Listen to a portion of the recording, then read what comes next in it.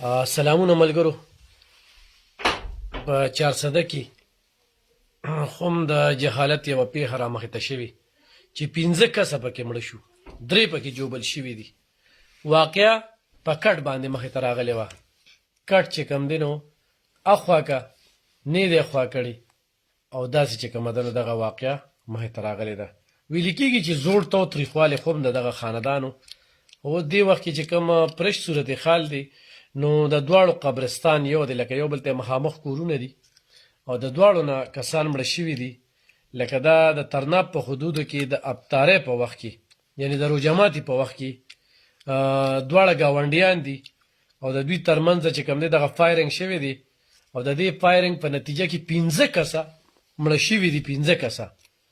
او په دغه کې چې کوم دی نو د فریق اول نه صفدر خان دی او زرتلي دی، جبکې د فریق دویم نه چې کوم دی زاهد، رشین او وسیم جان چې کوم دی نو دا وفات شوي دي.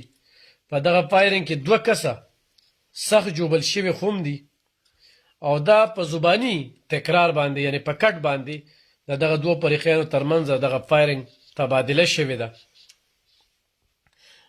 لاشونه چې کوم دی نو ډیچکو هسپتال 400 ته هلته کې وړلي شوي دي او وجه چې ښودل کېږي نو د دوکان مخې ته کټ پروت او دغه خلک ورته چېرې دا کټ ته دې ځای نه خوا که، خو هغوی چې کوم دی نو هغه کټ د دغه ځای نه نه دی خوا کړی او په دې وجه باندې چې کوم دی نو دوی لګېدلي دي او په یو بل باندې فایرنګ کړي. دا 400 په ترناب کې چې کوم دی دا واقعه مخې ته راغلې ده چې دا څه شوي دي او ډېر افسوسناکه پیښه ده. ما چې تاسو سره شریکه کړمه، ما چې تاسو سره زه شریک کړم.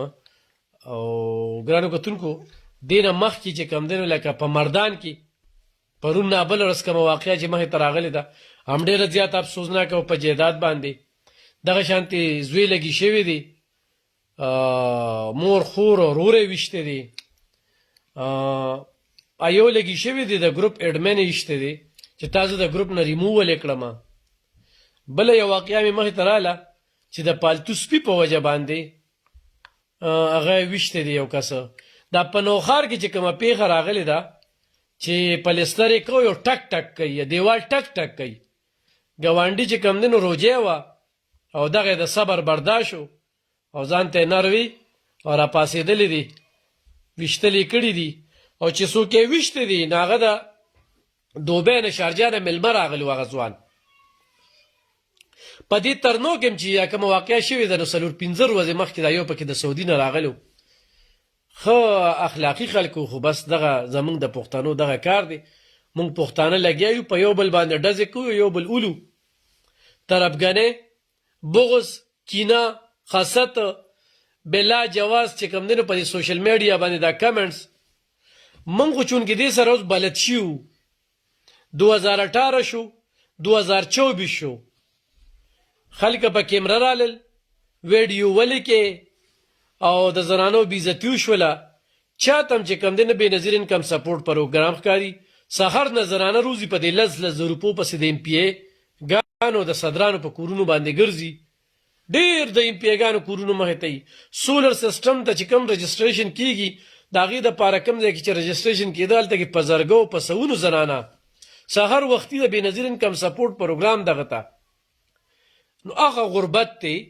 نو 1 کال نشو، 2 کاله نشو، 3 کاله نشو، 4 کاله نشو، 5 کاله نشو، 6 کاله نشو، 7 کاله نشو، 8 کاله، 9 کاله شو. دې خلکو دغه خبرې الف خان شرپو ویلفیر فاونډیشن ته چې کوم خلک راځي منټلي تیار وي، هغوی ته چې کوم دی نو خپل سیز د وس مطابق هغه ملاویږي. خو د دې ټولو خبرو مقصد مې داري چې موږ له الله پاک د دې صله راکړي ستاسو د دې کنځلو، ستاسو د دې ردو بدو، تاسو چې سم وایې تکړه شئ.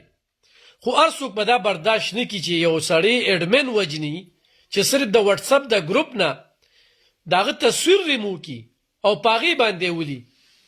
نو لکه سوشل میډیا ټیک ټاک او په دلایلو باندې استعماله کې او مه کوئ د خلکو سره دا دغه چې یو سړی دونه صبر نه کوي چې کټ اخوا که او په کټ کې 15 کسه مري نو لږ شانتې سوچ وکړئ که نه. یو سړی په دیوال کې پلستر کوي او ټک ټک کوي او په ټک ټک کې چې کوم دی نو یو کس ولي لکه دا کومه خبره ده، دا کوم صبر دی، دا کوم احساس دی، دا کومه مسلمانی ده؟ دغه منو چې زمونږ جومات محفوظه نه دی، زمونږ حجره محفوظه نه ده، په پښتونخوا کې بدامني ده، خو په دې 2 میاشتو کې 80 کسه دا صرف په پېښور کې مړه شو، په 2025 کې صرف په پېښور کې مړه شو. نو خو چې 400 حساب کتاب درته وکړو نو چا موږ وی چې 400 پکې لا دې روژه کې لږه بچ ده. هغه نن چې کوم افسوسناکه واقعه شوه، موږ ته واجد علي افریدي چې کوم کرایم رپورټر دی، نو هغه سره چې موږ اوس خبرې کولې، نو هغه دغه خبره کوله چې پولیس باري نپري چې کومه ده هلته کې رسېدلې ده او علاقه یې ولقه کې اغستې ده او ډېر زر ده چې ګرفتاري وشي. خو داسې قسمه خبرې دا د پولیس ته وس خبرې نه وي.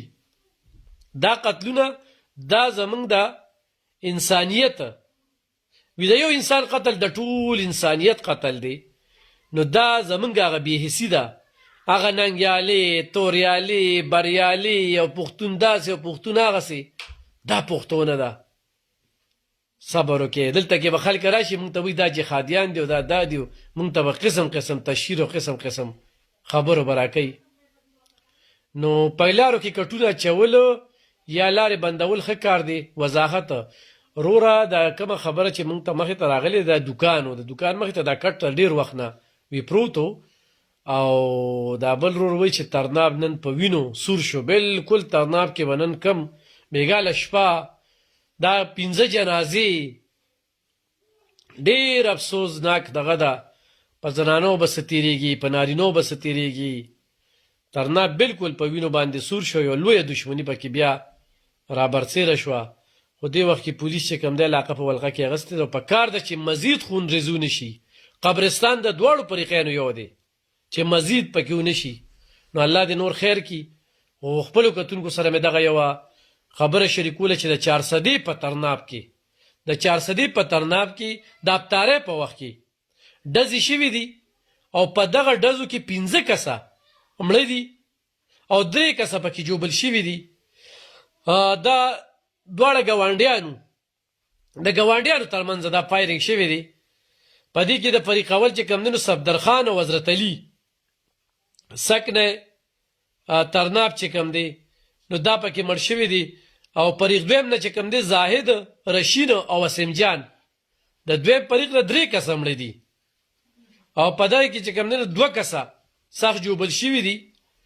او دا د ګاونډیانو ترمنځ دا فایرنګ شوي دي او دا ویل کېږي چې دا په کټ باندې شوې ده چې کټ اخوا کا.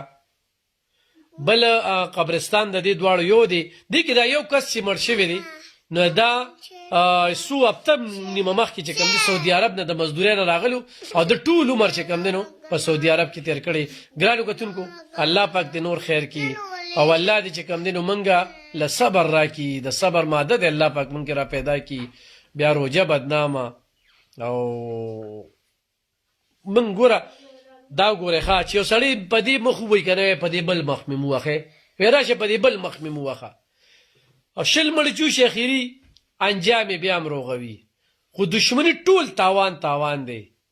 لږه بهادري دغه ټیم کې غیرت وي. پلانکي درته دا خبر وکړه، پلانکي ویې کړه یاره یو 20 پیرې یې وکړه.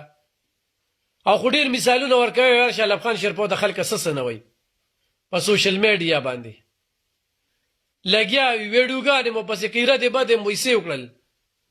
څه ترې جوړ شي؟ دا خپل ځان ته کوي، ما ته نه کوي. خپل ذات پات او خپل خاندان ښیي، د خپل مور پلار تربیت ښیي. نو لږ صبر وکړئ او خو داسې ستاسو په علاقو په سیمو کې داسې شخړې وي نو پکار ده چې هغې کې رامنځته شي، هغې کې روغ وکړئ. الله پاک د خیر وکړي. ګرانو کتونکو دا 400 په ترنو سیمه کې د افطارۍ په وخت کې فایرنګ شوي دي. 15 کسه پکې مړه دي. د یو فریق نه 3، د بل فریق نه 2 او 2 کسه پکې جوبل شوي دي. قبرستان یو دی. پولیس وی دې وخت کې رسېدلي دي او په کار ده چې پولیس ته دغه جنازو پورې دغه ولغه په خپل دغه کې والي. دې وخته پورې څه ګرفتارۍ خو لا نه دي شوي، چاپې والي کېږي. خو به دا خو دواړه خاندانونو او دواړو کې غاپي چې کوم دی نو لویه خونریزي وشوله او دا وخت واقعي چې ترناب په وینو سور دی. ترناب کې دغه لوی غم راغی. الله پاک دې مزید خیر کړي. ډېره مننه، خوشحاله اوسئ.